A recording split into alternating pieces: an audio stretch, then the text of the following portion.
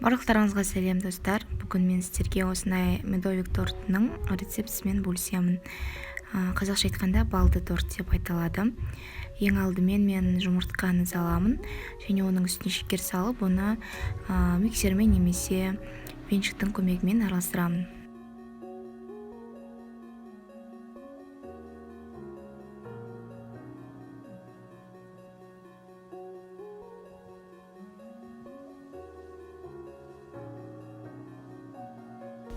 Одан кейін маргарин, яғни сливочный маслоны саламын.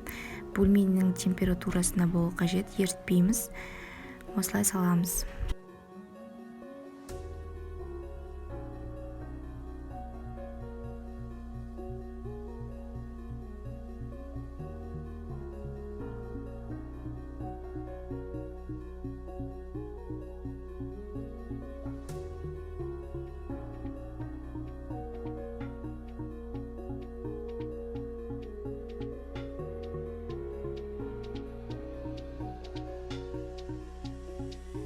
Енді бал салатын боламыз. Бал енді біздің басты ингредиентіміз болып табылады. Сондықтан табиғи бал салғандарыңыз дұрыс болады. Және сұйықтығы және немесе қоюлығы маңызды емес. Оны өздеріңіз білесіздер.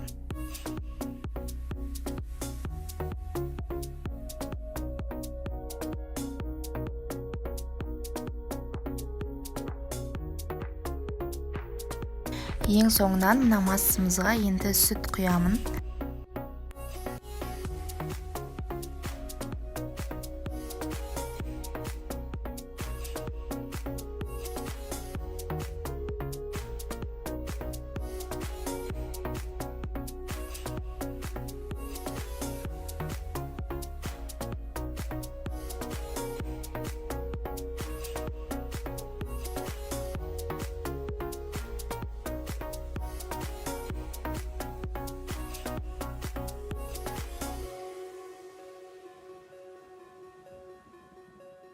Сосын массамызды водяной баняға қоямыз. Осылай су қайнатып, астына буына осылай ертеміз.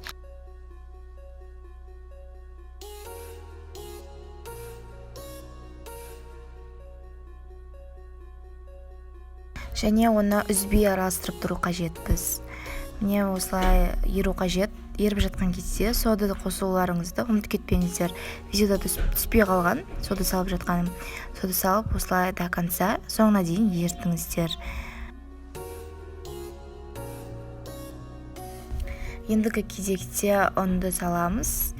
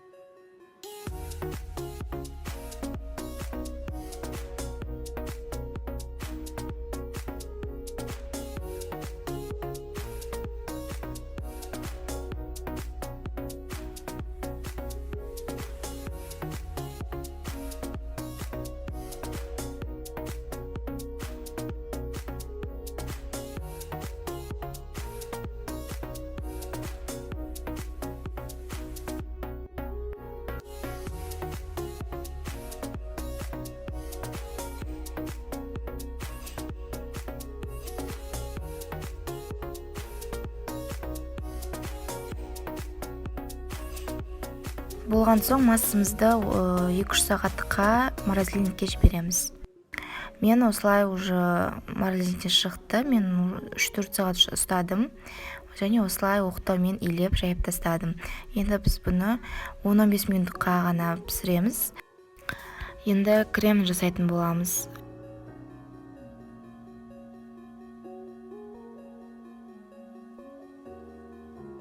Мақты салып аламыз. Салып оны шамалы миксермен араластырамыз. Сосын оның үстіне сахарный пудра саламыз. Және сгущенка саламыз. Оның дәм беру үшін шамалы тәттірек. Негізі салмауға да болады. Енді осы массамызды біз араластырдық. Осындай масса менде шықты. Креміміз, яғни дайын деген сөз.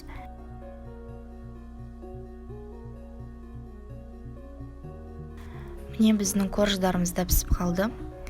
Енді біз жаңағы өлшеп алған тарелкамыздың өлшемімен оның сыртындағы керек емес жерлерін алып тастаймыз, бірақ оны лақтырып тастамаңыздар. Қазір бетіне себуге бізге керек болады.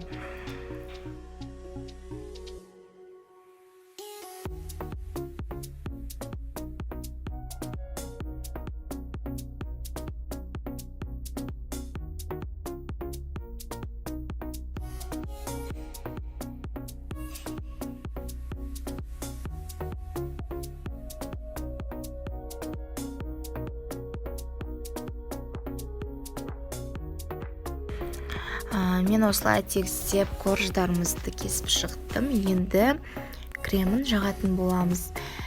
Және кремді жұқа қылмаңыздар, менікі жұқа болып кеткен.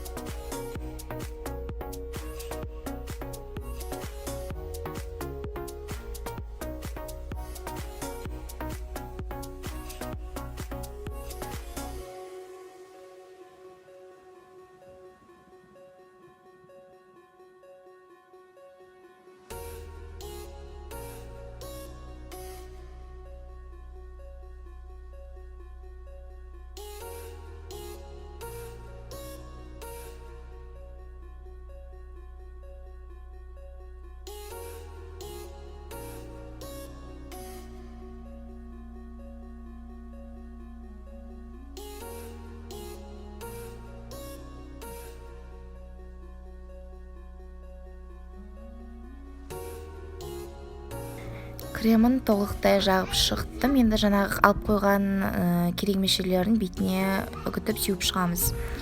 Міне осылай біздің медовик тортым дайын болды. Ұнады деген ойдамын. Сіздер де жасап көріңіздер және лайк, коммент қалдыруды ұмытпаңыздар.